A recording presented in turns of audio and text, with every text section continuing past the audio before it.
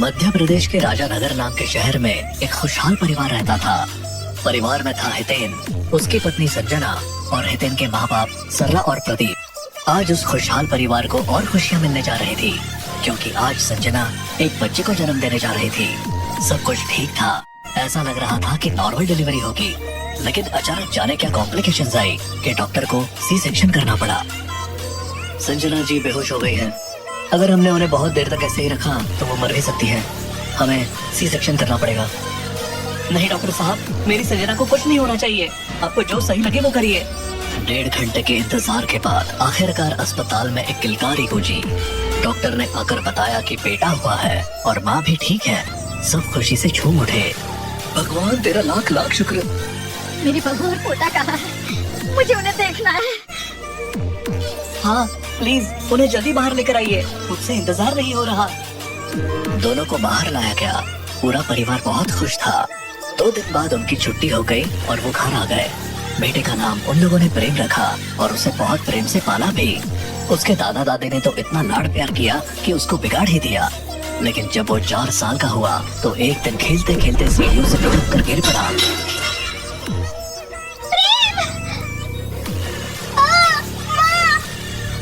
कुछ नहीं होगा बेटा, कुछ नहीं होगा। हम तुम्हें भी अस्पताल लेकर चल रहे हैं। लेकिन अस्पताल ले जाने से पहले ही उसने हितेन की बाहों में दम तोड़ दिया। नहीं, मेरा बच्चा, मेरा बच्चा। नहीं, ये नहीं हो सकता। हे भगवान, मुझे उठा ले पर इस बच्चे के प्राण वापस कर दे। प्रेम की मौत ने पूरे परिवार को तोड़ दिया। उसका अंतिम संस्कार करने के लिए वे जंगल के किनारे गए। रात का समय था और अंधेरे में चारों ओर सन्नाटा पसरा हुआ था। संजना बेटे की लाश से लिपटकर रो रही थी। मैं इसे यहाँ नहीं छोड़ सकती। ये मेरा बच्चा है, ये मेरा बच्चा है। संजना, हमें इसका अंतिम संस्कार करना होगा और इसे यही छोड़कर जाना होगा। संजना रोती बिलखती रही, लेकिन प्रेम को दफना दिया गया और हितेन उसे खींच कर ले जाने लगा। तभी एक भयानक हंसी सुनाई दी और पेड़ों के बीच से एक अघोरी प्रकट हुआ। उसकी आंखें जलती हुई अंगारों जैसी थी। काले कपड़े, उलझे बाल और हाथ में त्रिशूल देखकर सब डर गए। वो लोग भागने ही वाले थे कि वो चिल्लाया, कहाँ जा रहे हो? शरीर मरता है, आत्मा नहीं मरती, कभी नहीं मरती। मैं तुम्हारे बच्चे की आत्मा वापस बुला सकता हूँ। क्या? सचमुच? ये पकड़ो यहाँ से। यदि तुम उसकी अस्थियों पर साधना करोगे और एक मंत्र पढ़ोगे तो उसकी आत्मा तुम्हारे पास लौट आएगी। इसे कच्चा कलवा कहते हैं। अब तुम्हारी बातों में नहीं। हितेन ने अघोरी को भगा दिया, लेकिन उसकी बातें संजना के मन में घर कर गई। घर लौटने के बाद भी वो बार बार सोचती रही, क्या वाकई ये संभव है? संजना, उस पागल की बातों पर मत सोचना। प्रेम हमें छोड़कर जा चुका है, हमें उसे यादों में ही रखना होगा। संजना ने चुपचाप आंसू पोंछे, लेकिन वो भीतर से टूट चुकी थी। उसके मन में बार बार यही आ रहा था कि उस अघोरी की बात मान ले और अपने प्रेम को वापस बुला ले। दिन गुजरने लगे और संजना बिल्कुल चुप रहने लगी। इसी बीच एक दिन प्रदीप घर में अकेले बैठे थे। अचानक उन्हें किसी बच्चे की हंसी सुनाई दी।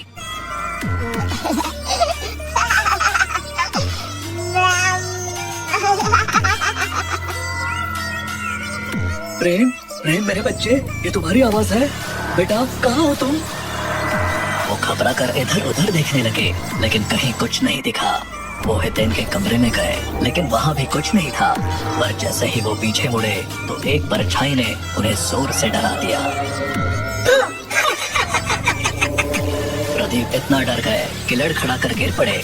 सौभाग्य से सभी लोग उसी समय घर वापस आ गए और प्रदीप को उठाया। अरे पापा, आप ठीक तो हो? डॉक्टर को बुलाया गया। पता चला उनका पैर टूट गया है, लेकिन प्रदीप ने किसी को ये नहीं बताया कि उन्होंने क्या देखा। उस रात जब सब सोने गए, घर में एक अजीब सा सन्नाटा छाया हुआ था, जैसे हर कोना कुछ कहने की कोशिश कर रहा हो। हितेन अपनी जगह पर लेटा था, लेकिन उसकी आंखों में नींद नहीं थी। तभी उसे ऐसा लगा जैसे किसी बच्चे की हंसी सुनाई दी। वो तुरंत उठकर बैठ गया। ये आवाज कहाँ से आ रही है? उसने ध्यान से सुना। ये आवाज जैसे उसके कमरे के बाहर से आ रही थी। वो धीरे धीरे उठा और कमरे के बाहर झांका। उसकी सांसें थम गई। एक छोटा बच्चा चलता हुआ जा रहा था। ये कौन है?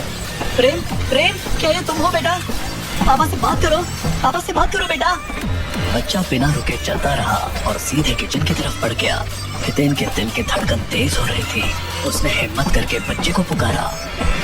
सुनो, मेरी तरफ देखो, कौन हो तुम? बच्चा रुका। उसने धीरे से कहा, तुम्हारी जगह मुझे होना चाहिए था।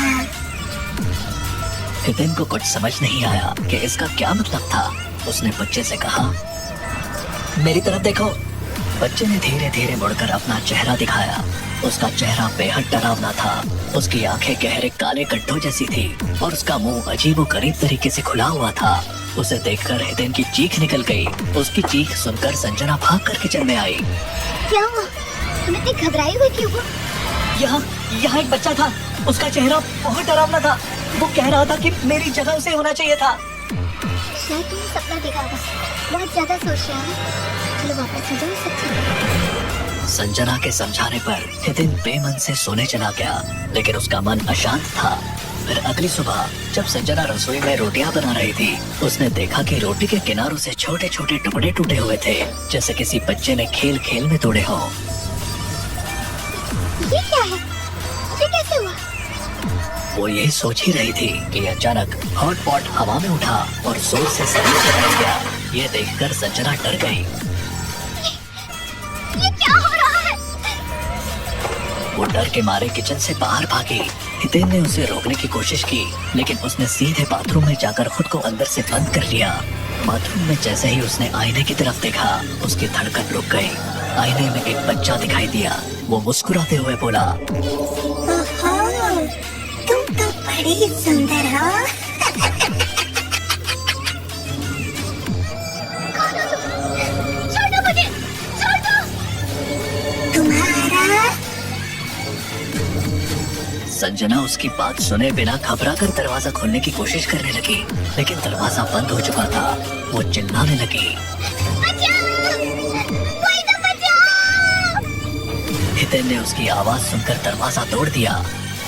क्या हुआ? इतनी घबराई हुई क्यों हो? मैंने उसे देखा, एक बच्चा। उससे मुझसे बात की। उसने कहा मैं सुंदर हूँ और वो हंस रहा था। संजना, ये सब क्या है? कल रात मुझे भी वो दिखा था।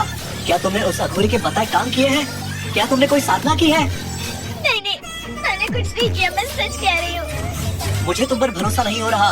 ये सब उसी की वजह से हो रहा है। सरला ने उनको शांत करने की कोशिश की, लेकिन तभी घर में बच्चे की डरावनी हंसी गूंज उठी और वो सामने प्रकट हुआ। सबके चेहरे पर डर और घबराहट साफ झलकने लगी। अब ये खेल खत्म होगा।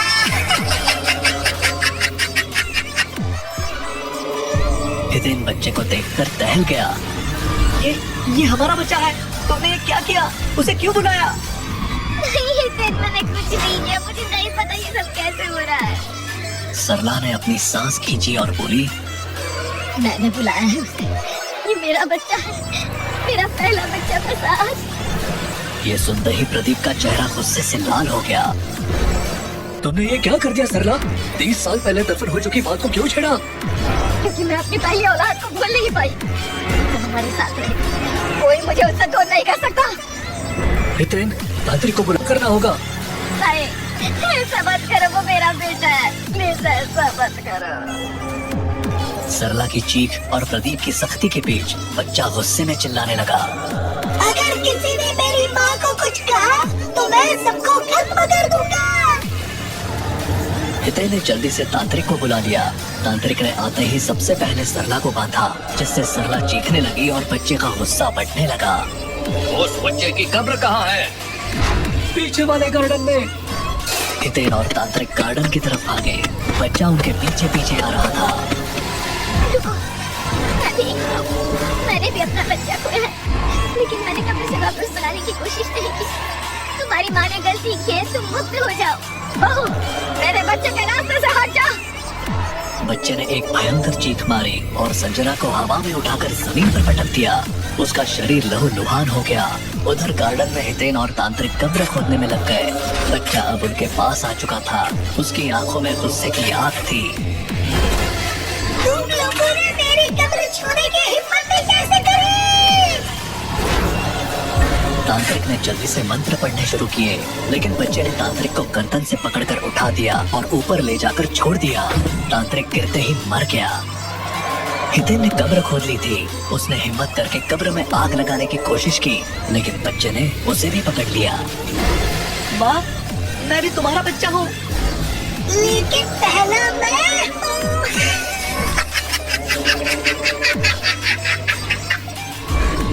ये कहकर बच्चे ने हितेन को उसी कब्र में जिंदा दफना दिया। बच्चे ने सरला को आजाद किया और सरला ने बच्चे को गले लगा लिया। अब कोई हमें अलग नहीं कर सकता। अब हम हमेशा साथ रहेंगे।